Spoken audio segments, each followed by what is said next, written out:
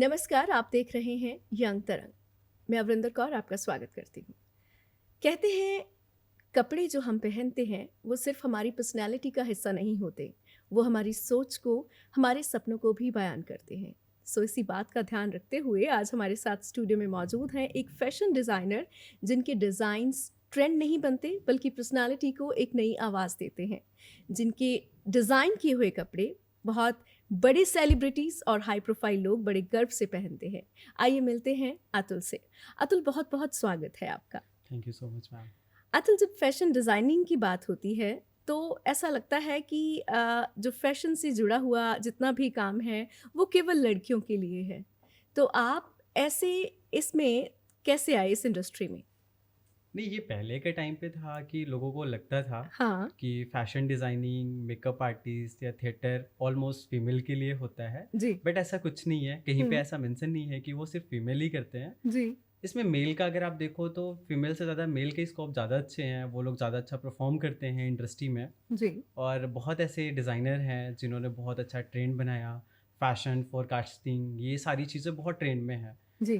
तो फीमेल तो एक है कि पहले के टाइम पे अगर हम बात करें हमारे दादी के टाइम पे तो वो हुँ। फीमेल ही घर में स्टिच किया करते थे। एग्ज़ैक्टली। बस आज के टाइम पे अगर आप जहाँ पे भी देखोगे, एक नॉर्मल स्टोर पे भी देखोगे तो मेल ही आपको मिलेंगे स्टिच करने के लिए। जी। बट मेल में बहुत सारे डिफरेंट डिफरेंट कैटेगरी है फैशन की भी, कि सिर्फ हुँ। स्टिचिंग करना ही लेकिन जब फैशन आपने नहीं ना। अपने घर वालों को बताया कि मैं फैशन डिज़ाइनिंग में जाना चाहता हूँ, तो उनकी क्या प्रतिक्रिया थी?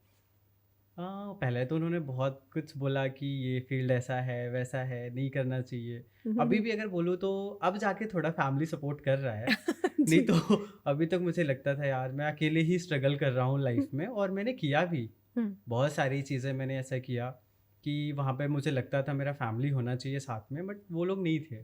जी। बट ठीक है, हमें ऑडियंस का प्यार मिला, लोगों का सपोर्ट मिला। जी। जो एक रियल ऑडियंस थे उन्होंने बहुत सपोर्ट किया, क्योंकि मैंने बहुत सारे इवेंट किए। तो ऐसे धीरे धीरे करके ना कॉन्फिडेंस बढ़ता चला गया, और जी। फिर फैशन को एक ड्रीम बना लिया। और वो मोमेंट कौन-सी थी जब आपने ये डिसाइड किया कि अब तो यही करना है बस? मेरे फादर की डेथ के बाद ना मुझे ऐसे लगता था कि अभी लाइफ में क्या करना है क्या नहीं करना है, क्योंकि फादर थे वो सपोर्ट करते थे। जी। तो मैंने 2005 में एक बार डीडी नेशनल चैनल के लिए ही आर्ट कंपटीशन किया था। जी। तो उस टाइम पे मुझे वहाँ से लगा था, क्योंकि वो कहते हैं ना ग्लैमर की लाइटें सबको पसंद आता है। जी। तो वहाँ पे मेरे को लगता था यार कुछ तो करना है ऐसा, क्योंकि मेरे फैमिली में सारे लोग डॉक्टर, इंजीनियर, पुलिस, टीचर ऐसा ही हैं, और वो लोग आज भी मुझे बोलते हैं ये फील्ड छोड़ दो, तुम गवर्नमेंट जॉब की तैयारी करो। जी। मेरे को बोलते हैं तुम पीएचडी की तैयारी कर लो, प्रोफेसर बन जाओ, ये कर लो, वो कर लो। हाँ, क्योंकि हाँ। मैं आर्टिस्ट भी रहा हूँ, ओके। मेरी पेंटिंग्स नेशनल अवार्ड के लिए भी जा रखी हैं। जी। तो वो उनको अभी भी यही लगता है कि फैशन डिज़ाइनिंग में स्कोप कम है, आज भी वो यही मेरे को बोलते हैं। और आपको पर्सनली क्या लगता है? नहीं, मेरा तो स्कोप बहुत अच्छा है, और वही है, कोई भी अगर आप काम कर रहे हो उसमें जितना आप मेहनत करोगे हुँ, वो आपको बहुत आगे ले जाएगा। हुँ। तो बस मैं लगा हुआ हूँ, आप सबका प्यार मिल रहा है और यहाँ पे हैं आज। जी, जब हम फ़ैशन की बात करते हैं, ट्रेंड की बात करते हैं, तो ये भी हमारे माइंड में थॉट रहता है कि ट्रेंड जो है, वो हर दिन चेंज होता है।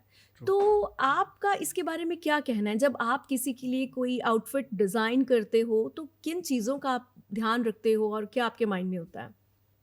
अब अगर हम बात करें बेसिक नॉर्मल, अगर कस्टमर की हम बात करें तो उनका डिमांड होता है कि मुझे वेडिंग के लिए चाहिए, पार्टी के लिए चाहिए। तो जी। उनके लिए तो एक बेसिक सी चीज़ें हो जाती हैं कि पार्टी के लिए लहंगा, गाउन, इवनिंग गाउन या शरारा गरारा लाइक दैट कुछ भी हम बना सकते हैं। हुँ। बट अगर हम एक आर्टिस्ट के लिए बात करें तो सबसे ज़्यादा डिफ़िकल्ट वहीं पे होता है, जी। क्योंकि एक आर्टिस्ट के लिए वो हर दिन नया डिज़ाइनर से हुँ, हुँ, मिलते हैं, हुँ। कुछ नए-नए आइडियाज़ उनको मिलते हैं, और उनके लिए होता है कि आज मैं इस प्लेटफ़ॉर्म पे हूँ, कल मैं यहाँ पे हूँ, तो हुँ। उन्हें नया-नया कुछ चाहिए। तो उनके लिए होता है हमें ट्रेंड, कलर, फैशन फोरकास्टिंग और सिलुएट्स, ये सारी चीज़ें हमें ध्यान में रखना पड़ता है कि अभी ट्रेंड किस चीज़ का आएगा। जी। क्योंकि ये फैशन डिज़ाइनर भी नहीं तय करता है कि वो फैशन क्या आने वाला है। जी। तो फैशन के लिए फैशन फोरकास्टिंग वाले बोलते हैं कि अभी ये ट्रेंड चलेगा, ये ट्रेंड इतने टाइम तक चलेगा, फिर इसके बाद ये क्लोज़ होगा, जी। ये कलर थ्योरी है। हुँ, हुँ, तो ये हुँ। सारी चीज़ें हमें बहुत स्टडी करना पड़ता है। अगर हम रेड कारपेट की बात करें, हुँ। तो सबसे ज़्यादा हमें अगर माथापच्ची काम में करना पड़ता है वो फैशन के लिए है, जी, क्योंकि हम सिंपल से देखते हैं ये आउटफिट यहाँ से जोड़ दिया, यहाँ से ड्रेप कर दिया, यहाँ से कट दिया, तो जी, वो एक बहुत ईजी फॉर्म है। जी, एक अगर मॉडल को आपने पहना दिया या फिर एक मैनीक्यून को पहना के खड़े किया तो वो एक नॉर्मल लगता है, बट उसके पीछे एग्ज़ैक्टली वो जो प्रोसेस है काफ़ी प्रेशर वाला है। ट्रू, तो उसको आप कैसे डील करते हो? आप सबसे पहले तो अपने आप को काम रखने के लिए क्या करते हो? उसके लिए सिर्फ कुछ नहीं, पहले तो खुद एक माइंड मेकअप खुद करना पड़ता है जी, कि आज इस आर्टिस्ट से मिलने वाले हैं, हुँ, इनके क्या थॉट होंगे पहले तो हम वो जानते हैं। जी, उसके बाद फिर हम अपना स्केच बुक उठाते हैं। अब आर्टिस्ट, इन केस आप आर्टिस्ट हो, आप बैठे हो, आपके सामने आप अपनी चीज़ बताते हो कि मैं रेड कारपेट के लिए जा रही हूँ, मैं कांस फिल्म फेस्टिवल के लिए जा रही हूँ, हुँ, कहीं भी आप जा रहे हो। जी, तो फिर हमें वो चीज़ इमेजिन करना पड़ता है कि वो प्लेस कैसा होगा, ओके, वो इवेंट कैसा होगा, ये इससे पहले उस इवेंट पे लोगों कैसे परफॉर्म किया है। जी, फिर उसको हम इमेजिन करके फिर नई चीज़ें बनाते हैं। जी, आर्टिस्ट लाइक ये नहीं अच्छा है, यहाँ पे आप ये इरेज करके यहाँ पे ये करो।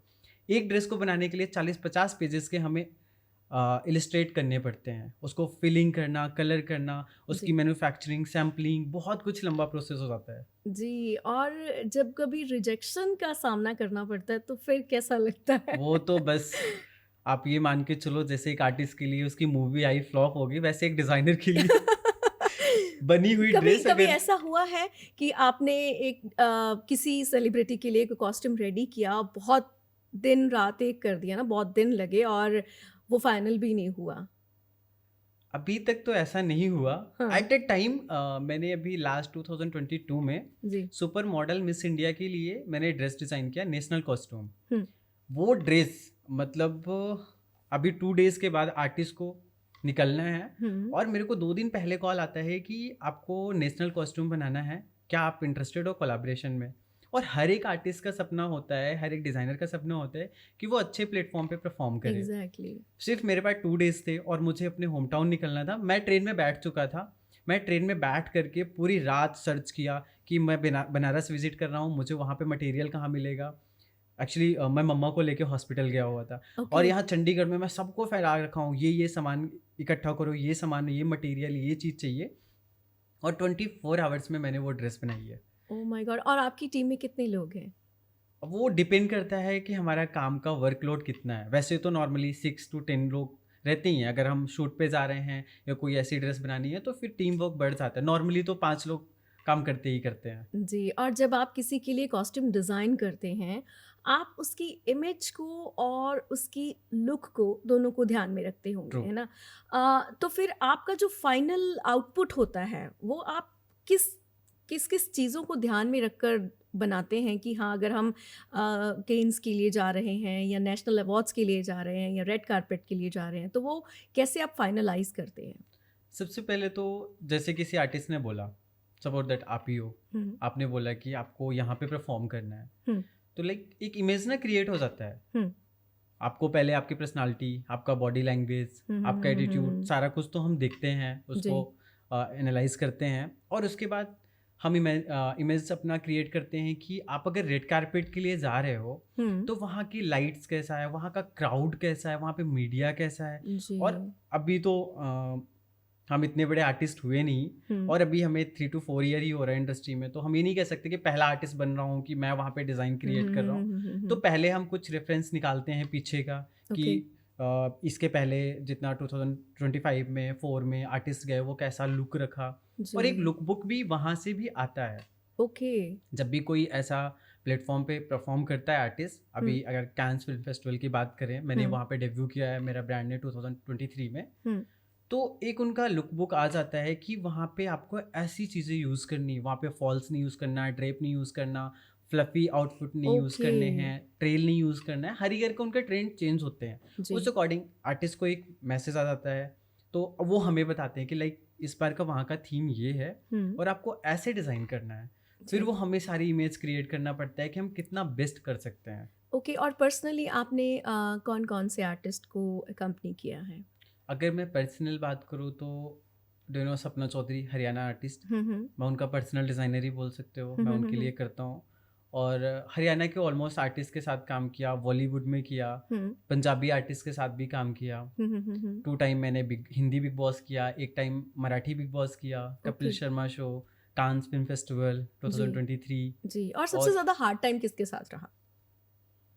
हार्ड टाइम मेरा सबसे ज़्यादा रहा है 2023 में। मेरे लाइफ का कुछ ऐसा चेंजेस था कि एक ब्रांड बना हुआ आपको क्लोज करने पे आ जाए, और दोबारा अगर आपका एक है कि क्लोज हो रहा है और एक्साइड हो रहा है, नहीं मुझे इसको दोबारा ऊपर लाना है, और जी आपके पास में कोई ऑप्शन नहीं है, ना इधर का ना इधर का। जी तो मुझे लगता है सबसे ज़्यादा चैलेंज मेरा उस टाइम पे रहा है, क्योंकि काम से मुझे बहुत प्यार है। जी। तो मैं उसमें रात दिन, मेरा हुँ, रिकॉर्ड है, मैं 7 डेज 24 आवर्स जग के काम कर सकता हूँ, मैंने बनाया है। जी तो क्योंकि जब काम होता है मेरे पास, तो मेरा खाना पीना नहाना नींद सब गायब हो जाता है। बस ये लगता है नहीं, जो जी काम करना है वो बेस्ट, क्योंकि जब उसका आउटपुट आता है ना, उस जी। टाइम पे लगता है बस अब अगर वो आउटपुट अच्छा आ गया ना, नींद अपने आप पूरी हो जाती है। जागते जागते। हाँ। ओके। जब चैलेंजेस की बात करते हैं हम, अब डेफिनेटली हार्ड टाइम की बात कर रहे हैं तो साथ श्योर। के साथ चैलेंजेस भी बहुत सारे रहते हैं इस एग्जैक्ट। इंडस्ट्री के, स्पेशली जब हम इंडस्ट्री में कंपटीशन की बात करते श्योर। हैं। तो आपके लिए, जैसे आपने, आपका जो करियर है वो 3-4 साल पहले ही शुरू हुआ है, ट्रू। आपके लिए क्या चैलेंजेस रहे हैं कॉम्पिटिटर्स की तरफ से भी और आपकी खुद की इनर ग्रोथ की तरफ से भी? मेरे पास चैलेंजेस ये रहा है, मैं अगर चैलेंज की बात करूँ तो पैसे। जी क्योंकि मैं जहाँ पे भी, अगर मैं फैशन डिज़ाइनर हूँ, तो मेरा हर ईयर होता है कि मैं अपना ब्रांड लॉन्च करूँ किसी अच्छे इवेंट पे, जी। फैशन शो पे।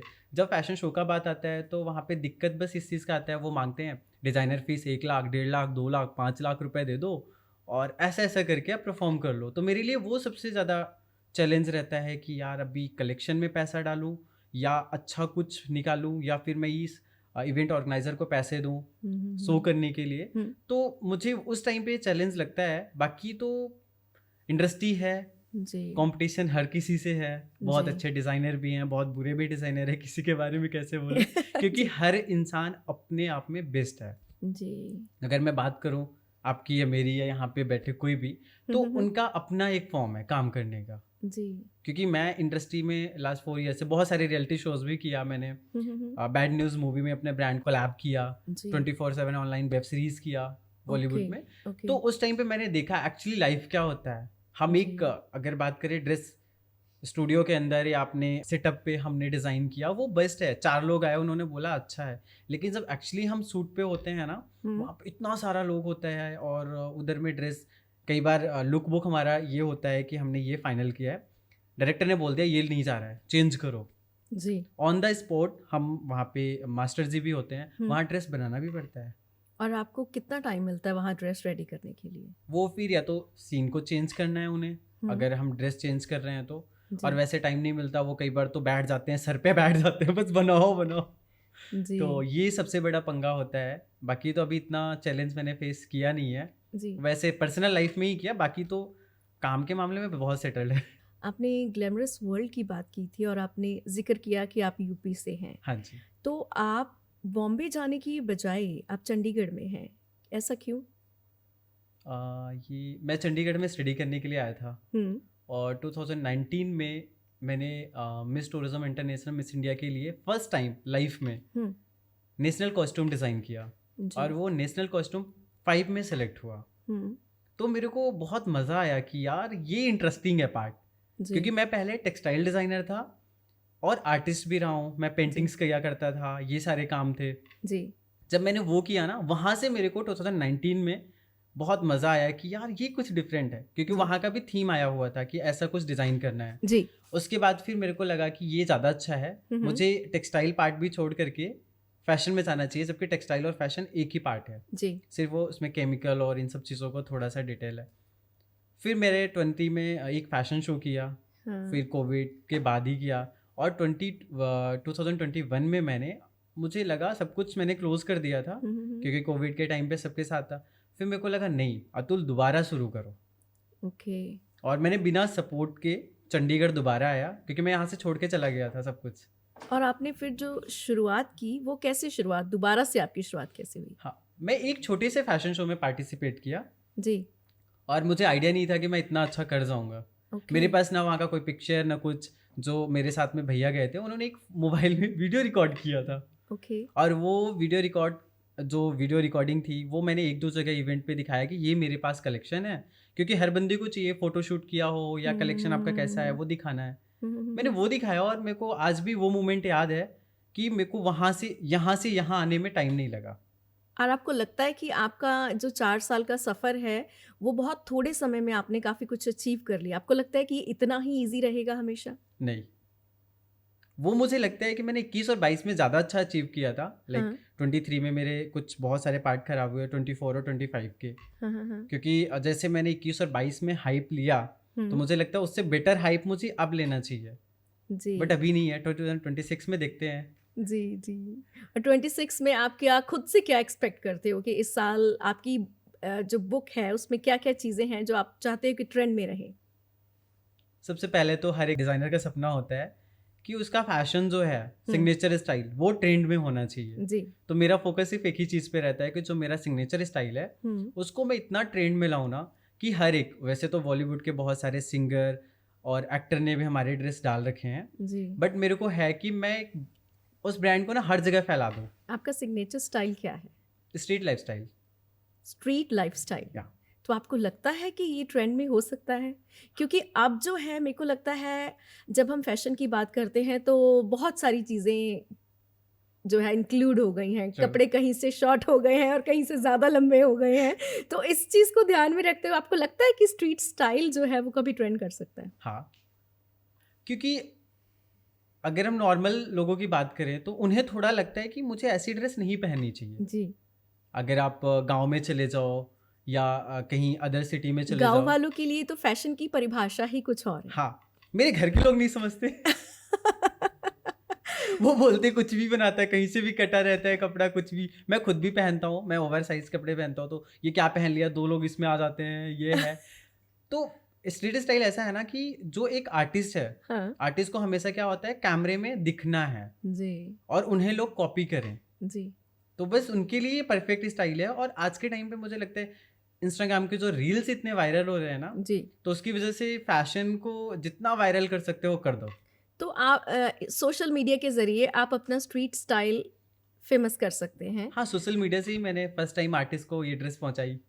जी। अच्छा, आपकी जो जर्नी है वो शुरू ही फिर इंस्टाग्राम से हुई है? हाँ, मैंने एक इवेंट किया देहरादून में, जी। Fashion show. हुँ। सबसे पहला कलेक्शन मैंने स्ट्रीट स्टाइल का लॉन्च किया जी। और वहाँ पे मैंने बहुत सेटल्ड से कलर यूज़ किए। जी। वहाँ पे एक टीवी आर्टिस्ट थे, उनको वो ड्रेस अच्छा लगा, रील में उन्होंने देखा, जी। उन्होंने मुझे कांटेक्ट किया, तो मेरे लिए बड़ा अच्छा मोमेंट था। ओके। लाइक मैं बहुत खुश हो गया, घर वालों को बता रहा हूँ, वो टीवी वो सीरियल था ना साथ निभाना साथिया, उसमें वो एक्टर था जिगर, वो मुझे कॉल करके बोल रहा है मुझे ड्रेस चाहिए। तो कैसा लगा तो आपको? बहुत अच्छा लगा और मैंने उनको सच में वो ड्रेस दिया था। हुँ। भारती के एक शो में उन्होंने पहना और वही ड्रेस मेरा ट्रेंड में गया। और उसके बाद सचेत परंपरा, गुरमीत चौधरी ओके। और ये बहुत सारे ऐसे आर्टिस्ट हैं, सिद्धार्थ निगम। अभी तो मैं बॉलीवुड के बहुत आपका टॉप। खुद का जो सिग्नेचर स्टाइल है, आप उसका एक फैशन शो क्यों नहीं करते? मैं उसी का करता हूँ मैम।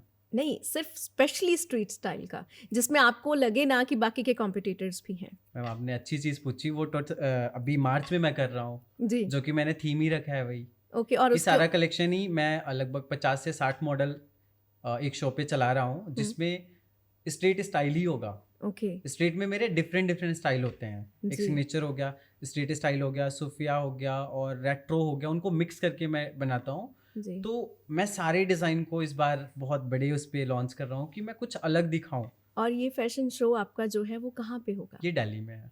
जी। अभी मैं सारा कुछ उसका नहीं दे रहा हूँ। डिटेल। जी। बट उसमें इंटरेस्टिंग है, लोगों के लिए बहुत कुछ देखने को मिलेगा। जी। और आपका कोई ड्रीम पर्सनैलिटी, ड्रीम सेलिब्रिटी जिसको आप चाहते हैं कि आप कास्ट करें उस फैशन शो में? ऐसा तो अभी कुछ नहीं है, क्योंकि एक आर्टिस्ट ही अपने आप में सेलिब्रिटी होता है। जी। और मेरा बस यही होता है कि मेरे कपड़े जितना अच्छी जगह पहुंच सके। मेरा ड्रीम है, पता नहीं कब पूरा होगा, लैक्मी और पेरिस फैशन वीक। ओके। तो बस वही 2 गोल रहता है कि मुझे उसके लिए काम करना है। जी।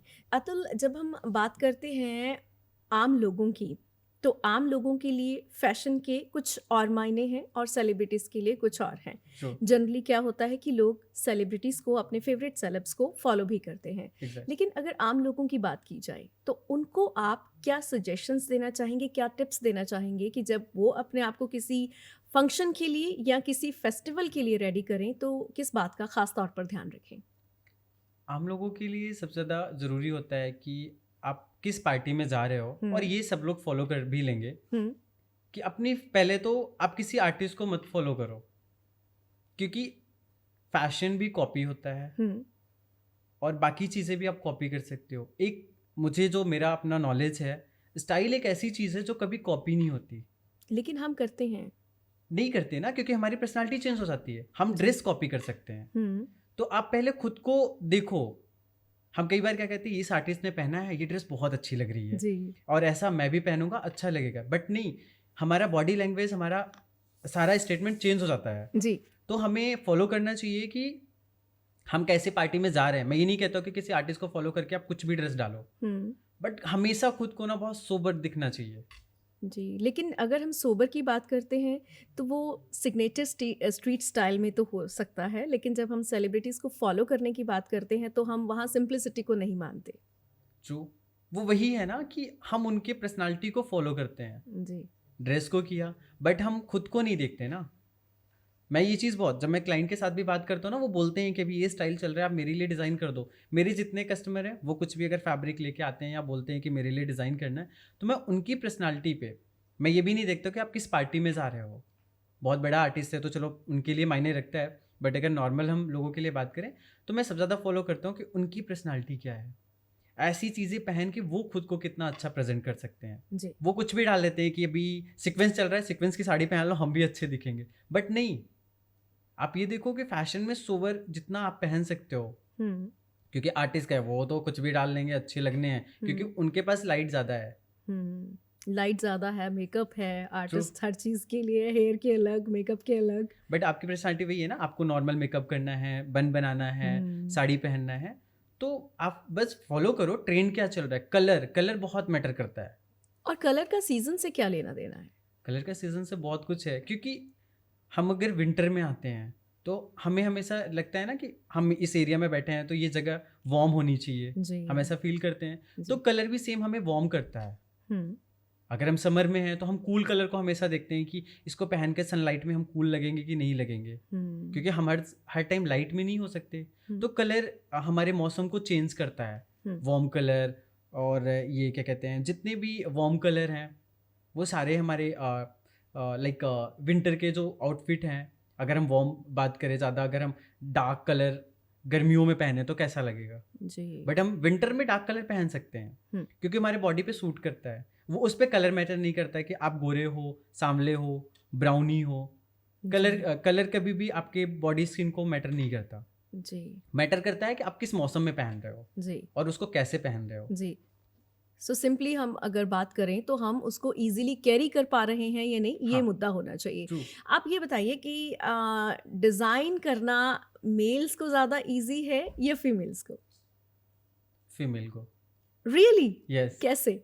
क्योंकि जनरली ज़्यादातर फैशन डिज़ाइनर्स की छोड़े, अगर हम बुटीक की भी बात करें तो उनको लगता है कि लेडीज़ के तो बहुत नखरे हैं। नहीं, वो डील करना आना चाहिए। अगर आप मेरे पास आ रहे हो, जी। अगर मैं आपके बॉडी के अकॉर्डिंग आपको सजेशन देता हूँ, आप ये चीज़ बनाओ, ये चीज़ पहनो, आपकी इसमें पर्सनालिटी चेंज होगा, जी। तो फिर कोई प्रॉब्लम ही नहीं है उसमें। है फीमेल में क्या है ना, बहुत सारा अपना जो क्रिएटिविटी है ना वो दिखाने को मिलता है। मेल में एक सिंपल सोबर हो जाता है। अब अगर मैं जो सिग्नेचर स्टाइल बात किया ना, वो मेरा सिर्फ मेल का है, अभी मैंने फीमेल का नहीं किया है, सिर्फ जी। मेल में है। तो जी। क्योंकि मेल में चॉइसेस बहुत कम है ना, जी। तो मुझे मेल से ज़्यादा फीमेल में लगता है तो ईजी है। सिग्नेचर स्टाइल में आपको लगता नहीं कि वहाँ पर फीमेल्स के लिए बहुत कम चॉइसेस होंगी? नहीं, चॉइसेस हैं। अभी मेरा प्लान है फीमेल में मैं बहुत कुछ निकालूं, बट फीमेल में वही है ना, इतने ऑप्शंस हैं कि मैं क्या ही इमेजिन करूं। जी। आप अगर यहाँ पे बैठे हो, लुक लाइक आपने वो भी वहाँ पे बोला था कि आप आज अपने जो पंजाबी कल्चर है उसको पहन नहीं रहे हो, आपने इंडो वेस्टर्न स्टाइल पहना। जी। तो वो वही है, वेस्टर्न आपने क्यों पहना? जी। क्योंकि आप वैसे लोगों के साथ इंटरेक्ट हो रहे हो। एग्जैक्टली, एक तो वही। रीजन है उसका। हाँ, तो अब अगर मैं स्ट्रीट की बात करूँ तो फीमेल उसको बहुत कम जगह यूज़ कर पाएंगे। मेल तो एक बार इवेंट में यूज़ कर लेंगे, बट फीमेल इवेंट में ऐसे कपड़े नहीं डाल सकते। जो कपड़े आपके एक बार यूज हो जाते हैं किसी भी इवेंट में, हाँ। आप उनको कैसे दोबारा रीयूज करते हो या क्या करते हो उनका? रीयूज, या तो वो सेल आउट हो जाते हैं, जी। या फिर फोटोशूट हम फिर उसी हाइप के आर्टिस्ट को नहीं पहना सकते। ये जी। सबसे बड़ा पंगा है। तो उसकी कॉस्ट आपको कवर हो जाती है फर्स्ट में? नहीं, आज के टाइम पे तो बहुत ईज़ी फॉर्म है, कोलैबोरेशन कर लो। ओके। जितने भी आर्टिस्ट को आप कॉन्टैक्ट करो ना, वो कितने बड़े भी आर्टिस्ट हों, हाँ, मैंने ऑलमोस्ट देखा वो सीधे एक ही बात बोलते हैं, कोलैब कर लो। कोलैब कर लो। अभी कोलैब से कितने दिन का घर चलेगा? एग्ज़ैक्टली। और फिर क्या लगता है ऐसे में कैसे चलेगा घर? नहीं चलता। आप 1 टाइम कर सकते हो, 2 टाइम कर सकते हो, उससे ज़्यादा नहीं है। मैं तो अभी ज़्यादा टाइम का मतलब काम नहीं किया। अभी मैं अगर पंजाब की बात करूँ या कहीं भी जो आर्टिस्ट मिल रहे हैं बॉलीवुड में भी और हरियाणा में भी, तो ऑलमोस्ट वो किसी भी इवेंट पे जाएँ, तो हुँ, यही हुँ। कॉल आता है कोलैब कर लो। ओके। हमारी रीच अच्छी है।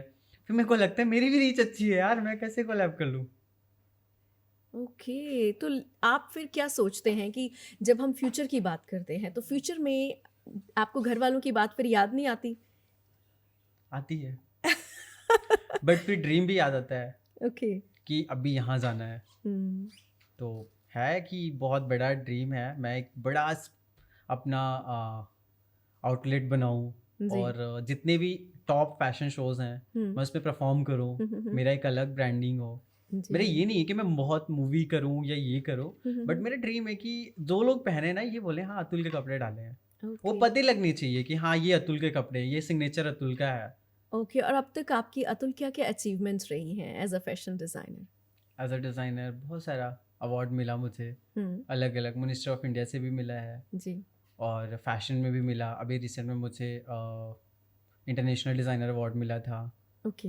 और भी बहुत सारे इवेंट इवेंट हैं, एज अ डिज़ाइनर भी बुलाते हैं, एज अ गेस्ट भी बुलाते हैं। हुँ, हुँ, हुँ। तो अचीवमेंट तो बहुत सारे हैं। जी। बट हाँ, जो बड़ा अचीवमेंट होता है वो वही होता है, आपने धर्मा प्रोडक्शन की मूवी किया, उसमें ब्रांड गया, हुँ, वो हुँ, मेरे हुँ, लिए हुँ, सबसे हुँ। ज़्यादा अच्छा था। और बिग बॉस और ये जो बड़े स्टेज हैं हुँ, और कांस फिल्म फेस्टिवल हुँ, हुँ, में हुँ। भी देखते हैं, शादी से ईयर भी कुछ मिल जाए। ओके। अच्छा, अगर यंगस्टर कोई आपको इस वक्त देख रहे हैं एज अ फैशन डिज़ाइनर, बहुत सारे बच्चे जो हैं इस फील्ड में भी हैं ऑलरेडी, है ट्रू। ना? जो पढ़ाई भी कर रहे हैं। अगर वो इस फील्ड में आना चाहते हैं, तो ऐसी कौन-सी एक चीज़ आप उनको कहना चाहते हैं कि ये अपनी पक्का करके आना, पेशेंस होनी तो डेफ़िनेटली ज़रूरी है। और ट्रू। क्या लगता है कि किस चीज़ के लिए सबसे ज़्यादा तैयारी की ज़रूरत है? फाइट करना किस चीज़ के साथ? किसी भी सिचुएशन में, कॉलेज में, आउटसाइड, खुद से। मैंने बहुत ऐसे बच्चे देखे हैं क्योंकि मैं बहुत सारे कॉलेजेस में थोड़ी थोड़ी टाइम पढ़ाई करके छोड़ छोड़ के आया हूँ ना, जी, वो खुद से नहीं लड़ पाते। सबसे बड़ा प्रॉब्लम है आज के यूथ में। वो जी। थोड़े टाइम तक उनमें एनर्जी होता है कि मेरे को ये करना है, और थोड़े टाइम के बाद अरे ठीक है यार छोड़ो, इसमें कहाँ मज़ा नहीं आ रहा है, वो ड्रॉप कर देते हैं। बट नहीं, अगर आपका एम क्लियर है कि आपको डिज़ाइनर बनना है, तो डिज़ाइनर ही बनना है। मैंने बहुत सारे लोगों को देखा डिज़ाइनर में आके कभी मॉडल बन गए, कभी स्टाइलिस्ट बन गए, कुछ भी परफॉर्म कर रहे हैं। बट नहीं, एक डिज़ाइनर की पर्सनालिटी डिज़ाइनर की होनी चाहिए। आप किसी भी फील्ड में काम करो, क्योंकि पैसा बहुत ज़रूरी है। हुँ, मैंने भी पढ़ाई के साथ साथ पार्ट टाइम जॉब किया है, तब मैंने अपनी स्टडी कंप्लीट की। क्योंकि ये फैशन फील्ड ऐसा है कि आपको पैसे से भी बहुत मजबूत होना पड़ता है। जी। यहाँ पे एक बुक लेनी है, वो भी इतनी एक्सपेंसिव, कपड़े बनाने हैं, क्योंकि बहुत कपड़े ऐसे होते हैं जो सिर्फ बना के वेस्ट होते हैं, हुँ, हुँ, उनका हुँ, यूज़ हुँ। नहीं होता, क्योंकि आप सीख रहे होते हो। हुँ, हुँ, हुँ, कपड़े हुँ, हुँ। उसमें महंगे भी हो सकते हैं, सस्ते भी हो सकते हैं। हुँ, हुँ, हुँ, तो हुँ। सच बताया है कि आपको फाइट करना आना चाहिए। बस फाइट का, आप फाइट को डिफाइन नहीं कर सकते कितने उसमें हैं, बस सबसे ज़्यादा ज़रूरी वो है लाइफ में। जी, कोई हाँ। मैसेज जो आप देना चाहते हैं? जो लोग आपको देख रहे हैं, जो फ़ैशन को मानते हैं, फ़ैशन के साथ जीना चाहते हैं, लेकिन फ़ेक नहीं, रियल वाले फ़ैशन के साथ। तो सबसे ज़्यादा ज़रूरी है कि फैशन को फॉलो करो, हुँ, ट्रेंड फॉलो करो, हुँ, और किसी को भी ना अच्छी चीज़ सजेशन दो, जी, अगर आपको क्वालिटी बनानी है तो। जी। और फैशन में आने के लिए तो माइंड सेट करना बहुत ज़रूरी है, क्योंकि ये सिर्फ थोड़े दिन का ही होता है। बिल्कुल। अतुल, आपसे बातें करके बहुत अच्छा लगा, बड़ा मज़ा भी आ रहा था और ऐसा लग रहा था कि अभी जस्ट वार्म अप हो रहा है, लेकिन समय कह रहा है कि अच्छा। नहीं, अभी वक़्त हो गया है एक विराम लेने का। बहुत-बहुत शुक्रिया, आपने अपने संघर्ष की कहानी, अपनी क्रिएटिविटी की कहानी बहुत अच्छे से हमें बताई है, और ख़ास तौर पे जो अ, हमारी यंग जनरेशन इस फ़ील्ड में आना चाहती है, उनके लिए ये बहुत क्लियर होना बहुत ज़रूरी हो गया है। वाक़ई ही हमारे बीच में वैसे भी पेशेंस जो है वो बहुत कम श्योर। होती जा रही है। थैंक यू सो मच आज हमारे साथ बात करने के लिए। Thank you so much ma'am. बहुत-बहुत शुक्रिया आपका इस प्रोग्राम के साथ जुड़े रहने के लिए। मिलते हैं जल्दी एक नई कहानी के साथ।